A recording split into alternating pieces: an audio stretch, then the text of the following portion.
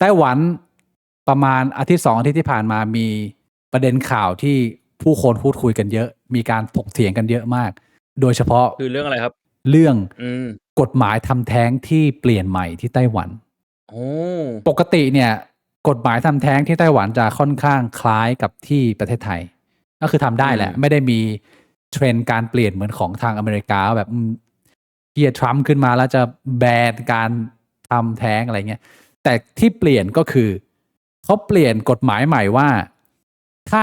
ผู้หญิงที่แต่งงานแล้วจะทำแท้งเนี่ยจะต้องได้รับอนุญาตจากสามีก่อน ถ้าผู้หญิงคนไหนทำแท้งโดยที่ไม่ได้รับการยินยอมจากสามีมีโทษเข้าใจว่าจะลงประวัติแล้วก็โดนปรับรู้สึกว่าจะเป็นเงิน8 หรือ 90,000 บาทเรื่องเนี้ยคือมันมีอยู่อาทิตย์หนึ่งอ่ะกูจำไม่ได้แล้วเอพิโซดไหนที่เราคุยกันเรื่องนี้เรื่องทำแท้งเรื่องทำแท้งเรื่องทำแท้งแล้วกูก็มานอนคิดหลายรอบนะว่ามันมีแง่มุมไหนบ้างที่มันน่าคิดที่มันน่าพูดถึงแล้วกูก็คิดถึงแง่มุมนี้แหละว่าไอ้เชี่ยการทำแท้งอ่ะผู้ชายมันต้องมีสิทธิ์มีเสียงในเรื่องนี้ป่าววะมันเป็นประเด็นที่น่าสนใจมันตรงกับเรื่องนี้พอดีน่าคุยกันนะคือปัจจุบันเนี้ยเขาเพิ่งเปลี่ยนเลยต้องยินยอมด้วยใช่เฉพาะกรณีที่จดทะเบียนนะถ้าเกิดว่าเงื่อนไขคือต้องจดทะเบียนสมรสใช่แล้วพี่บิ๊กมองยังไงกูรับรู้เรื่องนี้เพราะว่าแฟนกูเนี่ยมีน้องผู้หญิง3 คนก็คือเป็นเหมือนแก๊งผู้หญิง4อ่ะแล้วเขาก็จะเหมือนคุยเมาๆกันกลุ่มผู้หญิงรุ่นใหม่ก็จะเริ่มรู้สึกว่าเฮ้ยรัฐกำลังเอาสิทธิ์ในตัวเราออกไปจากที่สิทธิ์ของทารกในครรภ์ของเรามาเป็นสิทธิ์ในตัวเราว่าเรามีสิทธิ์เลือกตัดสินใจว่าจะทำอะไรไม่ทำอะไรทีนี้จะต้องมาขออนุญาตคนที่เป็นผู้ชายที่ไม่ได้มีส่วนในการแบกรับภาระตรงนี้แล้วการที่เราจะทำทำไมเราต้องไปถามแล้วเหมือนน้องๆของแฟนกูเนี่ยก็ไปสอบถามแฟนเขาว่าคิดเห็นยังไงแล้วผู้ชายก็คือในมุมผู้ชายมันไม่ได้เสียอะไรมันเป็นสิทธิ์ที่ผู้ชายได้มากขึ้นในขณะที่ผู้หญิงมันเสียสิทธิ์ไปนิดหนึ่งผู้ชายมันก็แบบก็ไม่ได้เป็นอะไรหนีอะไรเงี้ยแล้วมันก็เหมือนกับว่าเริ่มมีการถกเถียงกันจนมันถกเถียงกันแล้วมันก็เหมือนหาข้อสรุปไม่ได้แล้วกูเป็นเหมือนพี่ใหญ่สุดอะพอมีวันกินข้าววันหนึ่งเขาก็เหมือนรวบรวมเนี่ยแล้วก็มาถามกูว่ากูคิดยังไงกับประเด็นนี้ซึ่งกูก็มองว่ามันก็โอเคนี่เพราะว่าอย่างที่พี่บวงบอกคือโอเคกูก็พยายามอธิบายให้กับน้องๆผู้หญิงเขาเข้าใจแบบที่ไม่ได้อธิบายแบบให้เขาปิดหูอ่ะมึงเข้าใจไหมก็อธิบายซอฟๆว่าแบบเด็กมันอยู่ในตัวคุณก็มีสิทธิ์เพียงแต่ว่าสิทธิ์ของการมีชีวิตของเด็กตัวพ่อเองไม่ได้มีสิทธิ์อะไรตรงนั้นเลยถ้าเกิดจะเป็นระบบเก่าทีนี้กูก็เลยถามเขาก่อนว่าแล้วเหตุผลที่กฎหมายอันเนี้ยมันโผล่ขึ้นมามันเป็นเพราะอะไรล่ะเขาก็เสิร์ชหาข้อมูลก็ได้ความว่าก็มีมันไม่ใช่แค่ผู้หญิงเท่านั้นแหละที่จะอยากมีบุตรโดยส่วนใหญ่นะคนที่ตั้งใจจะมีลูกเนี่ยมันก็มีคนในสังคมจำนวนไม่น้อยผู้ชายอย่างเราอ่ะที่เขาก็อยากมีลูกแล้วมันเกิดเหตุการณ์อาจจะเรียกว่าไม่เยอะมากแต่ก็พอสมควรอ่ะที่มันจะเป็นประเด็นของสังคมว่าบางคนทะเลาะกันช่วงท้องเนี่ยคู่สามีภรรยาข้าวใหม่ปลามันเนี่ยทะเลาะกันแล้วก็ผู้หญิงอาจจะตัดสินใจด้วยอารมณ์หรือว่าไม่พอใจอะไรหรืออาจจะเกิดการแยกทางในระหว่างท้องแล้วตัวผู้ชายยังอยากเก็บลูกเอาไว้ประมาณว่าแบบเราจะหย่าเราจะเลิกกันก็ได้นะแต่ลูกกับผมขอเพราะว่าผมผูกพันแล้วผมอยากได้แต่ว่าเนื่องจากผู้หญิงมีสิทธิ์หมด100%ก็ทำให้ผู้ชายหลายคนเนี่ยอาจจะต้องเสียโอกาสในการที่เขาจะมีลูกที่ตอนแรกตกลงกันมาแล้วไงว่าเนี่ยเราจะมีลูกด้วยกันนึกภาพออกไหมมันก็เลยออกมาเป็นกฎหมายที่ว่าถ้าคุณจดทะเบียนกันอย่างถูกต้องแล้วคุณเหมือนเป็นทีมเดียวกันแล้วคุณก็ต้องให้สิทธิ์ผู้ชายนิดนึงอย่างน้อยก็ให้เขาได้ยินยอมก่อนแล้วถ้าเกิดว่าคุณไม่ได้จดทะเบียนมีการท้องนอกสมรสสิทธิ์มันก็อยู่ที่ตัวผู้หญิง100%มันก็ยังเหมือนเดิมผมก็คิดว่ามันก็ไม่ได้แย่อะไรนี่ในมุมกูมองแบบนี้กูก็อธิบายเข้าไปพี่บวงกูคิดเรื่องนี้ก่อนหน้านี้ว่าทำไมผู้ชายแม่งถึงไม่มีสิทธิ์ในการตัดสินใจวะ อืมคืออย่างน้อยๆอ่ะมันต้องมีเงื่อนไขแหละอ่ะที่ว่ามันต้องจดทะเบียนนะเพราะกูมานั่งเปรียบเทียบอ่ะกูรู้สึกว่าถ้าเป็นแบบนั้นอ่ะแสดงว่ามึงไม่สนใจความรู้สึกผู้ชายเหรออืมเพราะว่าการที่ผู้หญิงจะท้องได้อะมันไม่ใช่ว่าอยู่ๆมันจะท้องได้ไงอืมมันต้องมีองค์ประกอบก็คือต้องเป็นหญิงชาย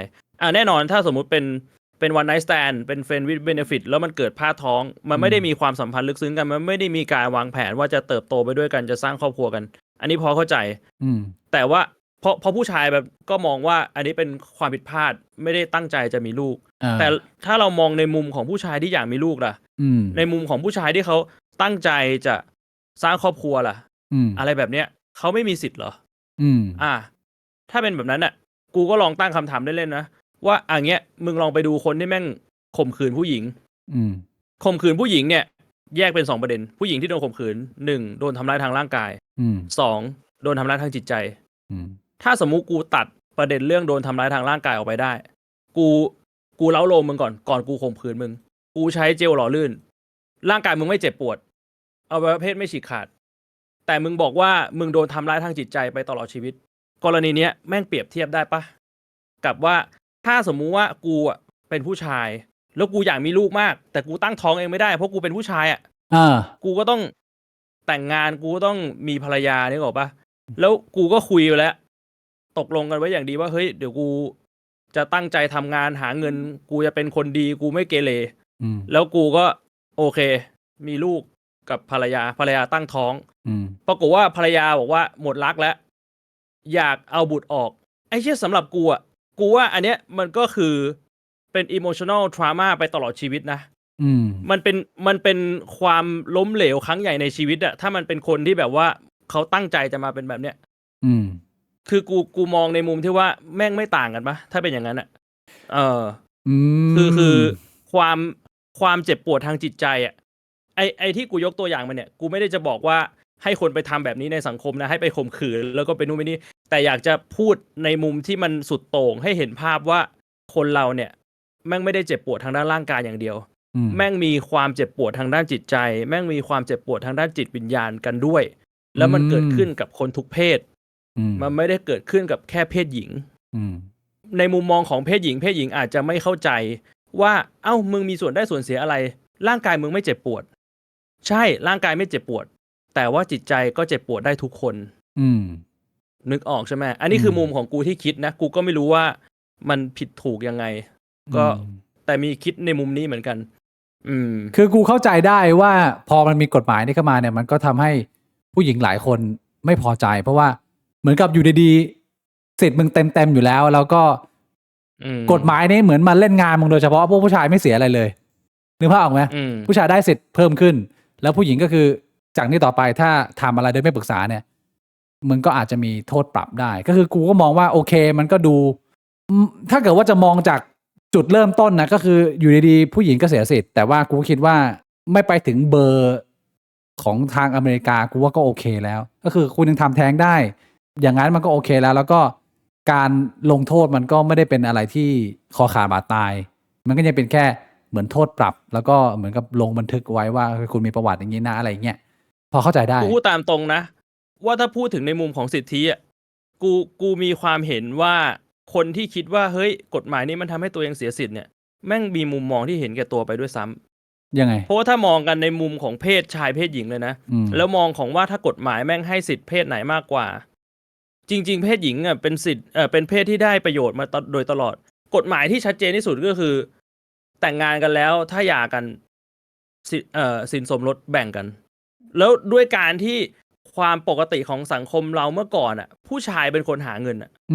ผู้หญิงอยู่บ้านอ่ะแต่พอหย่ากันผู้หญิงมีสิทธิ์ได้สมบัติของผู้ชายครึ่งหนึ่งอ่ะเพราะนับเป็นสินสมรสอ่ะอันนี้แม่งชัดเจนอยู่แล้วว่ากฎหมายเอื้อให้เพศหญิงคือถ้าสมมุติว่ามึงไม่เอาอารมณ์เข้ามาเกี่ยวข้องอ่ะมึงใช้เหตุผลล้วนๆนะยังไงมึงก็ได้ข้อสรุปตามนี้เว้ยเพราะฉะนั้นการที่ในมุมของผู้หญิงที่มึงมีมุมมองความเห็นว่าเฮ้ยแบบนี้แม่งเป็นการริดรอนสิทธิ์มึงอ่ะทั้งที่ในเหตุการณ์ก่อนหน้านี้ในประวัติศาสตร์อ่ะผู้ชายอ่ะก็ยินยอมที่จะแบ่งสิทธิ์ให้ผู้หญิงผ่านกฎหมายโดยที่ไม่เคยมีใครพูดถึงเรื่องนี้มาเป็นเวลานานกูมองว่าเฮ้ยมันก็เป็นมุมมองที่เห็นแก่ตัวอยู่เหมือนกันนะ อ้าว มองแค่ว่าสิทธิ์ของตัวเองอ่ะไม่มองสิทธิ์ของคนอื่น แล้วถ้าเขามองว่า ถ้าเรามองเนี่ย อ่า อืม คือบนข้อโต้แย้งที่เขาจะโต้แย้งประเด็นนี้ก็คือว่าสมัยก่อนมันก็คือผู้ชายก็มีสิทธิ์ทำงานอยู่คนเดียวไงมึงได้โอกาสทุกอย่างมึงมีโอกาสเข้าไปทำงานมากกว่ามึงได้รับโอกาสในการศึกษามากกว่าเพราะฉะนั้นเนี่ยโลกทำงานมันเป็นโลกของผู้ชาย แล้วก็การที่มึงมาสร้างครอบครัว ก็คือผู้หญิงก็ต้องเสียโอกาสในการทำงานทั้งหมดมาเลี้ยงลูกให้กับผู้ชายคนนี้มาสร้างครอบครัวเพราะฉะนั้นมันก็เหมือนกับเราก็เป็นทีมเวิร์กอ่ะเราก็ทำมาแบบทั้งคู่อ่ะมันก็ต้องแบ่งกันดิเขาก็มองแบบนี้ไง อ้าว ก็ถ้าอย่างนั้นอ่ะกูก็ต้องบอกว่าสิทธิ์ในการมีบุตรอ่ะมันก็เป็นสิทธิ์ของผู้หญิงเปะล่าผู้ชายมีบุตรเองไม่ได้อ่ะ อืม แล้วทำไมคุณไม่แบ่งสิทธิ์มาให้เราบ้างอ่ะต่อให้เราอยากมีแค่ไหนโดยธรรมชาติสร้างมาเราไม่สามารถมีลูกได้เอง เราตั้งท้องเองไม่ได้อย่างเงี้ยถือว่ามันเป็นการยื่นหมูยื่นแม่หรือเปล่า เราแบ่งสิทธิ์ให้คุณในมุมของทรัพย์สินในมุมของโอกาสการทำงาน คุณแบ่งสิทธิ์ให้เราในการสืบทอดครอบครัวในการสืบทอดสายเลือด เรื่องพวกนี้มันอาจจะไม่สำคัญสำหรับคุณ แต่คนอื่นในสังคมอ่ะมันสำคัญสำหรับเขาอ่ะทำไมคุณไม่มองว่าอ้าวก็ถ้าคนอื่นเขาต้องการในสังคม คุณต้องยอมเสียสิทธิ์ให้เขาเพื่อที่จะอยู่ร่วมกันได้อย่างสงบสุขถูกปะอันนี้ถ้ามองในมุมกว้าง ถ้าคุณต้องการให้มันเกิดความเท่าเทียมจริงๆอ่ะคุณมองในมุมตัวเองไม่ได้ คุณต้องมองในมุมส่วนรวมถ้าคุณมองในมุมตัวเอง มันก็ตามเหตุและผลมันก็คือคุณเป็นคนเห็นแก่ตัวไงถูกไหมอันนี้กูมองมุมนี้นะแต่กูไม่ได้จะบอกว่าทุกคนต้องมาเห็นด้วยนะก็เป็นความคิดเห็นของพี่บวงพูดให้คิดตามกันว่ามันมีจุดไหนที่กูมองผิดหรือเปล่าก็คุยกันได้แล้วอย่างกรณีที่ไต้หวันเปลี่ยนมาเป็นแบบนี้เนี่ยพี่บวงคิดว่าสมเหตุสมผลไม่สมเหตุสมผลหรือควรจะปรับน้อยกว่านี้มากกว่านี้ในมุมมองมึงคิดว่ามันต้องประมาณไหนหรือว่าจากที่มีการเปลี่ยนแปลงจากปกติมาเป็นแบบนี้ก็ถือว่าเป็นพัฒนาการที่โอเคแล้วกูว่ามันก็แฟร์แล้วนะเพราะว่าเงื่อนไขของการจดทะเบียนสมรสอะกูว่าก็ถือเป็นเงื่อนไขที่ค่อนข้างเยอะนะคือมันจะได้ทำให้แบบว่าคนมันต้องคิดวางแผนกันจริงจังด้วยว่าเพราะการมีครอบครัวการมีลูกมันก็ไม่ใช่เรื่องเล่นๆเพราะมันส่งผลกระทบกับสังคมโดยรวมในอนาคตว่าจะมีเด็กที่โตมามีคุณภาพหรือเปล่าเพราะฉะนั้นมันกูว่ามองว่ามันเป็นกฎหมายที่มันส่งผลกระทบต่อสังคมโดยรวมแล้วกูว่ามันไปในทางที่ดีมันทำให้มีการพูดคุยกันมากขึ้นทำความเข้าใจกันระหว่างคนในสังคมมากขึ้นไม่ใช่เรื่องแย่อะไรแล้วก็ไม่มีใครมาบังคับก็ถ้าสมมุติว่าคุณไม่มั่นใจต่อให้คุณจะจดทะเบียนสมรสกับผู้ชายคนนี้แล้วในฐานะผู้หญิงอะนะถ้าคุณไม่มีความมั่นใจจริงๆว่าคุณจะอยู่กับเขาได้แล้วคุณจะมีลูกกับเขาทำไมตั้งแต่แรกอะนึกออกใช่ไหมเรามันตัดไฟตั้งแต่ต้นลมได้ไงใช่คุณก็แค่คุณก็แค่ไม่มีเซ็กกับเขาคุณก็แค่ใช้ยาคุมหรือว่าวิธีการป้องกันการมีบุตรทางอื่นมันมีเยอะตัวเลือกในชีวิตมันไม่ใช่ว่ามันทำอะไรไม่ได้แล้วนึกออกใช่ป่ะแล้วโทษโทษประมาณนี้สมเหตุสมผลไหมฮะสำหรับการปรับ 80,000 แล้วก็มีอะไรเนี่ยลงทันกูก็ไม่เข้าใจอันที่2นะกูมันก็ไม่ได้หนักเกินนะเบาไปไหมไม่ได้หนักเกินเบาไปไหม 80,000เหรอจริงๆอาจจะมองว่าเบาไปด้วยซ้ำนะอาจจะต้องแพงกว่านี้แต่ว่าอันนี้มันมาจากมุมมองของแบบว่าคนที่ไม่สนับสนุนการทำแท้งไงสำหรับกูไม่ได้สนับสนุนการทำแท้งด้วยไงกูก็เลยมองว่าการทำแท้งมันเป็นเรื่องใหญ่มันก็ขึ้นอยู่กับการให้น้ำหนักของแต่ละคนคำว่าไม่สนับสนุนการทำแท้งของพี่บวงคือมันไม่ควรจะทำได้เลยอย่างนี้เหรอความหมายของมึงมันไม่เชิงนะแต่สำหรับกูคือถ้าถามว่าการทำแท้งเป็นเรื่องดีหรือไม่ดีแค่ถามคำถามนี้มาในหัวกูมันก็คือมันไม่ดีแล้วใช่กูว่าคนส่วนใหญ่ก็คิดอย่างนั้นเราถึงจะสนับสนุนเขาก็จะบอกว่าส่วนใหญ่เขาบอกว่าคนที่ก็คือคนที่มันอยากมีลูกถ้าเขาอยากมีลูกก็ไม่มีใครเขาทำแท้งอยู่แล้วไอ้เหี้ยคนส่วนใหญ่พยายามจะมีลูกกันจะตายผู้หญิงจำนวนมากไม่สามารถมีลูกได้ตกไข่ไม่ตกต้องเดี๋ยวนี้เขามีการไปฉีดไข่ฟรีซไข่พยายามจะมีลูกจ่ายเงินกัน500,000 600,000 ล้านนึงเพื่อที่จะมีลูกนะคนที่เขาอยากมีลูกเขาก็อยากมีลูกอยู่แล้วเพราะฉะนั้นไอ้คำว่าการทำแท้งมันไม่ดีอยู่แล้วเพราะว่ามันมีเรื่องอะไรไม่ดีเกิดขึ้นไงมันมีอะไรผิดพลาดที่เป็นเงื่อนไขเพราะนั้นแต่ถ้าเกิดว่ามึงไปทำให้มันผิดกฎหมายมันไม่ใช่ว่าคือที่กูฟังเขาดีเบตกันเขาบอกว่ามันไม่ใช่ว่าคุณทำให้มันถูกกฎหมายแล้วคนมันจะทำแท้งกันมากขึ้นที่แบบว่าเป็นเทรนด์อะไรเงี้ยมันไม่ใช่ส่วนใหญ่คนที่เขาตั้งใจเขาก็มีลูกอยู่แล้วแต่ว่าไอเหตุผลแย้งอันนั้นแม่งเป็นเหตุผลที่มันปัดตกได้ง่ายมากว่าอันนี้เราเข้าใจได้ว่าถ้ามันมีเงื่อนไขให้ต้องทำแท้งจริงๆ ก็ไม่ได้มีปัญหาอะไรนี่ คือเรามองโดยรวมขั้นแรกอะเรามองโดยรวมว่าไอ้คำว่าทำแท้งเนี่ยมันไม่ใช่เรื่องดีอยู่แล้ว แต่ขั้นที่2อะถ้ามันมีเงื่อนไขล่ะโอเค ถ้ามันมีเงื่อนไขในกรณีที่การตั้งท้องมีผลต่อชีวิตแม่และชีวิตลูก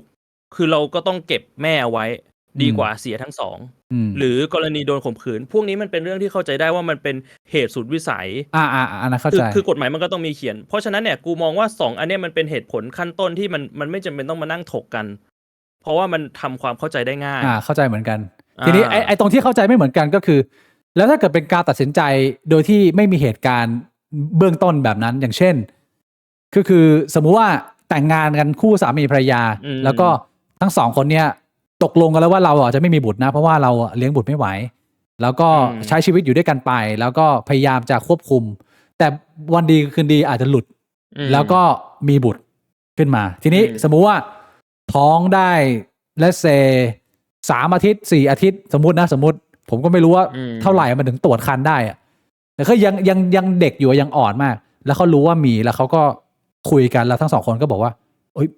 ไม่เอาไม่อยากเราไม่อยากเริ่มต้นตรงนี้การตัดสินใจแบบนี้ได้หรือเปล่ากูว่าตรงนี้น่าจะเป็นจุดสำคัญที่แบ่งอันเนี้ยมันมีอีกมุมนึงที่กูไปนั่งคิดมาก็คือเป็นมุมของภาพใหญ่แหละปัจจุบันเนี่ยสิ่งที่หลายๆประเทศกำลังเจอคือปัญหามีบุตรน้อยประชากรมีบุตรน้อย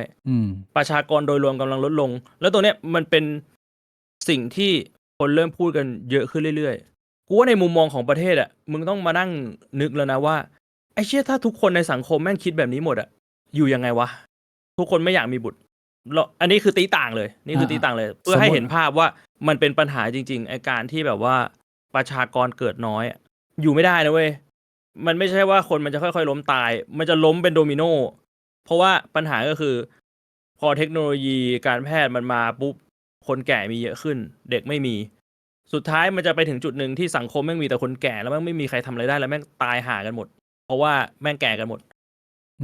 มันเหมือนตอนเนี้ยคือรัฐบาลแม่งพยายามออกนโยบายออกกฎหมายเพื่อเป็นการบังคับไกลๆให้คนมันมีบุตรเพราะว่ามันมองภาพใหญ่แหละมันไม่ได้มองแค่เป็นตัวบุคคลแล้วว่าเฮ้ยแต่ละคนแม่งมีความคิดความอ่านยังไงอยากวางแผนชีวิตยังไงเพราะว่าเห็นแล้วว่าในอีก10-20 ปีเนี่ยถ้าสมมุติว่าปล่อยให้ความคิดของบุคคลแม่งมีเหนือกว่าความเป็นไปของประเทศหรือของโลกเนี่ยคือพังกันหมดเพราะฉะนั้นน่ะกูว่าอันนี้มันเป็นการตั้งคำถามมากกว่าว่าปัจจุบันน่ะมึงจะเอาความสุขตัวเองหรือมึงจะเอาความอยู่รอดของเผ่าพันธุ์คนส่วนใหญ่ก็ต้องเป็นปัญหานี้แหละก็ต้องตอบแล้วว่าความสุขตัวเองอยู่แล้วไอ้เหี้ยกูจะไปแคร์เผ่าพันธุ์ทำไมวะใช่ไหมคือกูว่ามันก็เป็นเหมือนการโหวตของคนส่วนใหญ่ที่ถ้าสมมุติว่าแม่งไปถึงจุดหนึ่งที่มันไม่มีใครสนใจแล้วว่าเผ่าพันธุ์แม่งจะไปรอดหรือเปล่ากูเอาให้ชีวิตตัวเองสบายพอกูตายไปแม่งก็จบแล้วกูว่าเผ่าพันธุ์เราก็จบแค่นี้ไงคือถ้าสมมุติว่ามันเป็น culture ของแต่ละประเทศอ่ะก็คือประเทศนั้นก็ล่มสลายไปประเทศอื่นก็ยังอยู่ต่อมันก็แค่นั้นคือกูไม่ได้จะบอกว่าอันไหนดีไม่ดีนะแต่เรากำลังจะพูดถึงว่าเหตุการณ์มันจะเป็นไปยังไงคือแบบเนี้ยที่เขาอธิบายก็คือว่าเหมือนประมาณว่ามันไม่ใช่ว่าคนมันไม่อยากมีลูกหรอกแต่ว่ามันเป็นสัญชาตญาณของสิ่งมีชีวิตในยุคปัจจุบันแหละที่เราสามารถประเมินสถานการณ์โดยรวมได้ว่าสภาวะเศรษฐกิจสภาวะการเมืองสภาวะสังคมอ่ะมันไม่พร้อมมันไม่เอื้อแล้วเราก็เลยไม่อยากจะทำให้ตัวเองอยู่ในสถานะที่มันลำบากมากกว่าเดิมแต่ถามว่าความอยากมีลูกความอยากสร้างครอบครัวมันหายไปจาก DNA ของมนุษย์ไหมคำตอบก็คือไม่เพียงแต่ว่าสภาวะมันไม่เอื้อเท่านั้นเองคือถ้าโอเคมันอาจจะเป็นเหมือนไซเคิลอะก็คือมันเป็นช่วงเวลาตอนนี้เราอยู่ในยุคที่ทุกอย่างมันอาจจะลุมเล้าแล้วก็คนก็เลยเหมือนทุกคนก็เหมือนรักเข็มขัดแต่ถ้าว่าอีกหน่อยทุกอย่างมันกลับมาเผ่าพันธุ์มนุษย์มันก็กลับมาขยายกลับมาเฟื่องฟูมันก็อาจจะมีช่วงเด็กโตน้อยเด็กโตมากการที่มันจะไปถึงขั้นแบบเคสสุดโต่งว่าไอ้เหี้ยเผ่าพันธุ์มันจะไม่รอดเลยเพียงว่ามันมีคนกลุ่มนึงหรือมันมีเทรนด์สังคมว่าฉันไม่อยากมีลูกแล้วเนี่ยแต่มันจะกลายเป็นเรื่องใหญ่กูคิดว่าด้วยสัญชาตญาณของสิ่งมีชีวิตอ่ะอย่างกูเห็นเพื่อนกูหลายคนที่สมัยวัยรุ่นก็บอกว่าไม่อยากมีลูกแต่พออายุมึงเข้ามา30แล้วเนี่ยโดยเฉพาะผู้หญิงนะแล้วพอมึงจะใกล้30ที่เขาเรียกกันว่าเป็นเดดไลน์นะเดดไลน์ที่ว่าถ้าเกิดคุณอยากจะมีลูกตามปกติอยากจะมีลูกง่ายให้แบบปกติ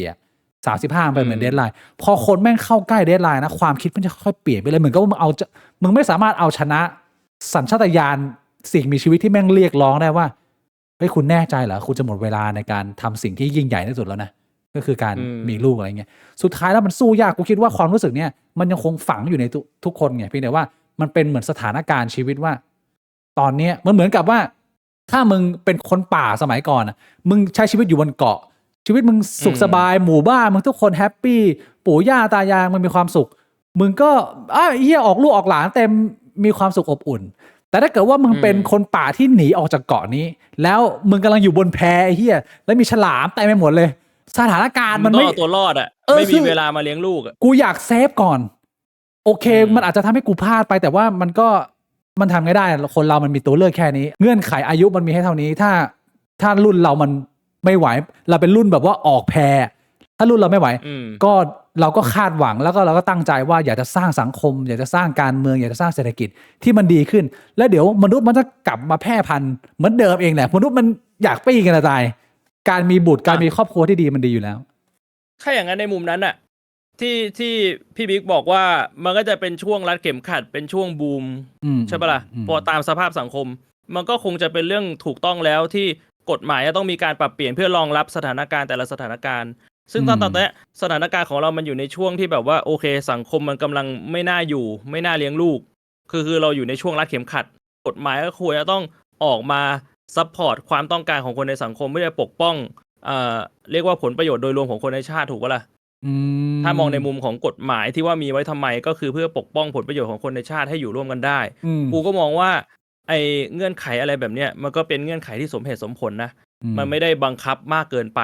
แต่ว่ามันก็ไม่ได้ปล่อยปละละเลยมากเกินไปคือกูก็เข้าใจมุมนั้นมันก็มองได้หลายมุมว่ากูจะมองภาพรวมเป็นหลักหรือกูจะมองอินดิวิวดเป็นหลักซึ่งมันไม่มีถูกไม่มีผิดอยู่ที่ว่าคนจะตัดสินใจยังไงเวลาเราฟังข้อมูล2ฝ่ายกูว่ามันน่าจะเป็นเรื่องของรายละเอียดที่จะมาปรับกันได้แล้วล่ะว่าแบบเป็นเรื่องของเงื่อนไขว่าถ้าเงื่อนไขเรื่องของการจดทะเบียนยังไม่พอใจอาจจะต้องแบบว่าลองดูว่าจดทะเบียนมานานแค่ไหนไหมปรับได้หรือเงื่อนไขของการลงโทษว่าลงโทษเบาไปไหมแรงไปไหมในเรื่องของเงินในเรื่องของทันบนในเรื่องของโทษจำคุกคือกูว่ามันน่าจะเป็นเรื่องพวกนี้ที่จะมาปรับเปลี่ยนกันแล้วแต่ว่าไม่ได้เป็นคอนเซปต์ว่ากฎหมายนี้สมเหตุสมผลไหมเพราะโดยรวมในความคิดเห็นส่วนตัวของกูคือกูคิดว่ามันจะสมเหตุสมผลก็ต่อเมื่อมีการปรับเปลี่ยนจนโอเคโดยรวมคนในสังคมรู้สึกพอใจว่ากรณีนี้เนี่ยมันเป็นผลประโยชน์ต่อส่วนรวมกูเข้าใจในมุมมึงแต่ว่าที่ฟังมาก็เขาพยายามดีเบตกันแล้วกูก็รู้สึกว่าสุดท้ายมันมาตกที่ว่ามันเป็นเรื่องของคน2คนแล้วส่วนใหญ่แล้วอ่ะเคสที่มันจะเกิดการทำแท้งเพราะว่า2คนนี้มันไม่ไปต่อกันแล้วไงมันเห็นแล้วว่าอนาคตอ่ะมันลำบากแน่นอนเพราะว่าความสัมพันธ์มันจะมีคู่รักดีๆคู่ไหนที่แบบว่ามันน้อยโอกาสมันน้อยมากที่มึงจะอยากทุกอย่างมันปกติดีเป็นไปตามแผนแล้วมึงจะอยากทำแท้งมันไม่มีเหตุผลเพราะนั้นมันจะเป็นเคสของ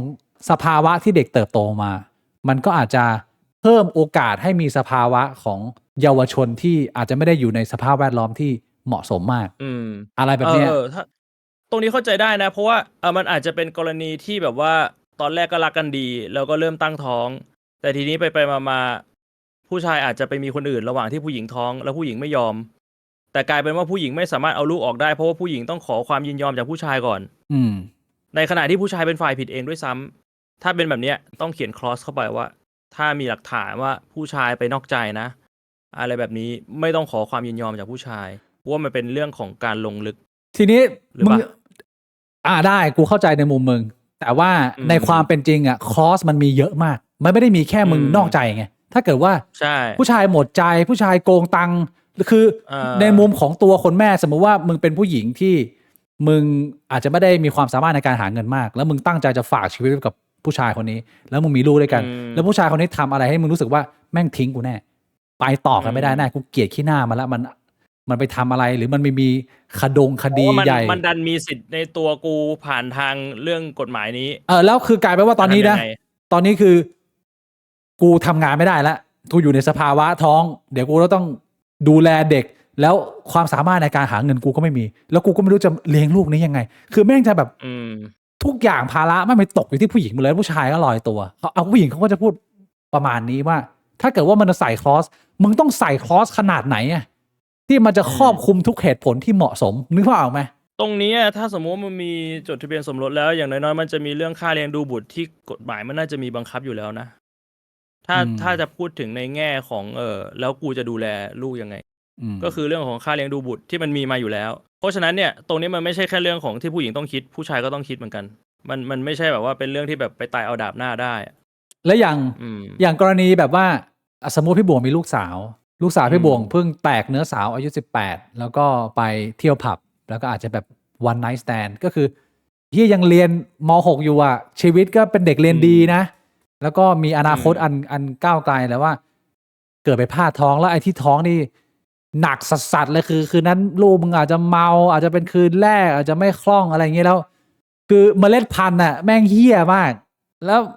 ตัวผู้หญิงก็ทั้งตัวเด็กผู้หญิงเองทั้งตัวพ่อแม่ของผู้หญิงก็ไม่อยากได้เมล็ดพันธุ์นี้มันเป็นความผิดพลาดในชีวิตที่ต้องเรียกว่าเกิดขึ้นไม่น้อยนะพี่บวงจำนวนไม่น้อยนะเว้ยอย่างเคสแบบนี้มันไม่ได้แต่งงานด้วยมันไม่มีความพร้อมมันเป็นความผิดพลาดในสังคมแล้วสมมุติว่ามึงเป็นครอบครัวพ่อแม่มึงสตริกมีชาติตระกูลมีการอะไรเนี่ยเขาก็คิดว่าความผิดพลาดเนี่ยมันได้เกิดขึ้นแล้วเขาก็อย่างน้อยก็อยากจะมีโอกาสในการทำแท้งเพื่อเริ่มต้นชีวิตใหม่อย่างนี้ได้ไหมคือถ้าถามกูต้องแยกเป็นเคสก่อนถ้าถามส่วนตัวกูถ้ากูเป็นพ่อกูว่าตอนนั้นกูน่าจะอยู่ในสถานการณ์ที่กูสามารถเลี้ยงหลานได้แล้วกูก็จะบอกลูกว่าช่างหัวผู้ชายแม่งเพราะอันนี้เคสone night standผู้ชายมันคงไม่มารับผิดชอบหรอกแต่ขอว่าอย่าทำแท้งเดี๋ยวเลี้ยงเองแล้วคุณก็ไปเรียนก่อนเพราะว่าคุณยังไม่โตแล้วพอคุณโตเนี่ยกูมองไปถึงในอนาคตนะกูไม่ได้มองแค่ปัจจุบันว่าปัจจุบันแม่เด็กก็คือลูกเราเลี้ยงไม่ไหวกูมองว่าถ้ามึงมองแค่ปัจจุบันแล้วมึงบอกว่าโอเคแนะนำให้ลูกไปทำแท้งในอนาคตในระยะยาวมันจะส่งผลแย่ต่อเขา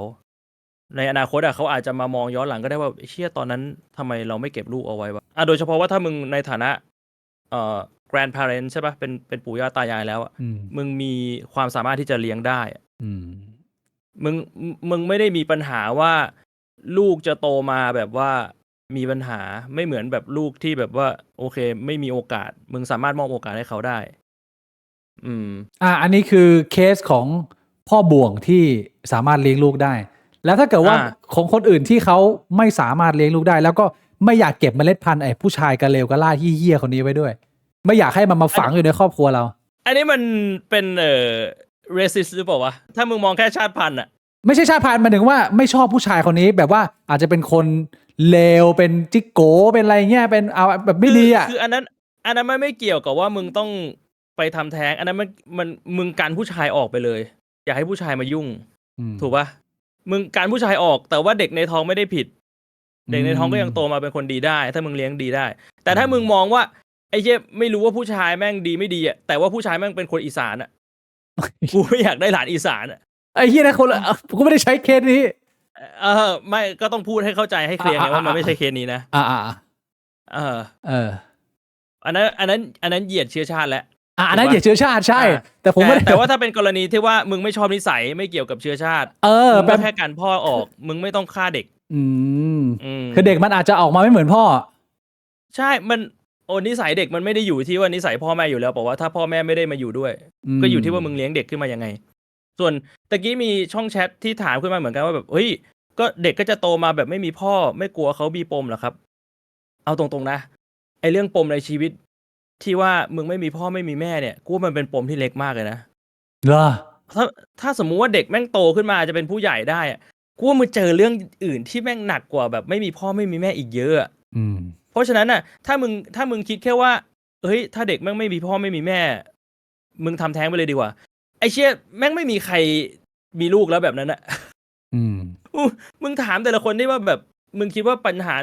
เอาถามแบบคนโตๆแล้ว30-40มึงคิดว่าปัญหาในชีวิตที่มึงเจอเทียบกับแบบว่าถ้าตอนเด็กๆมึงไม่มีพ่อไม่มีแม่แม่งเทียบกันได้แบบกูว่ามันเทียบกันไม่ได้เลยนะเว้ย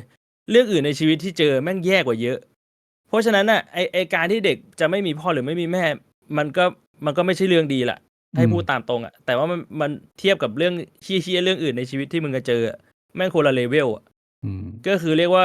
มึงก็แค่หน้าที่ของมึงคือมึงเลี้ยงเด็กคนนี้ให้ดีที่สุดมึงมอบโอกาสให้เขาได้มึง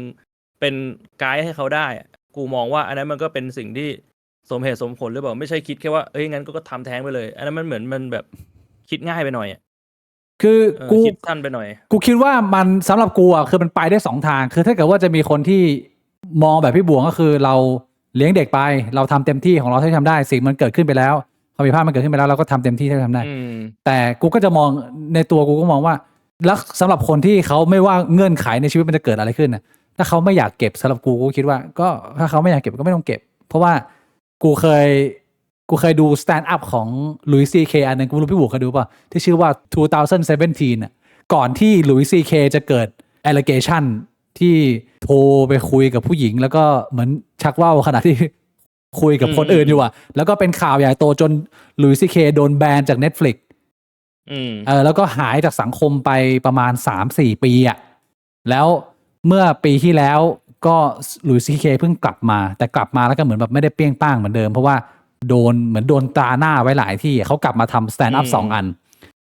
อันหนึ่งชื่อ sincerely อีกอันหนึ่งชื่อ sorry เหมือนกับว่ารวมกันก็คือ sincerely sorry ซึ่งดีมากคือขอโทษอย่างจริงใจ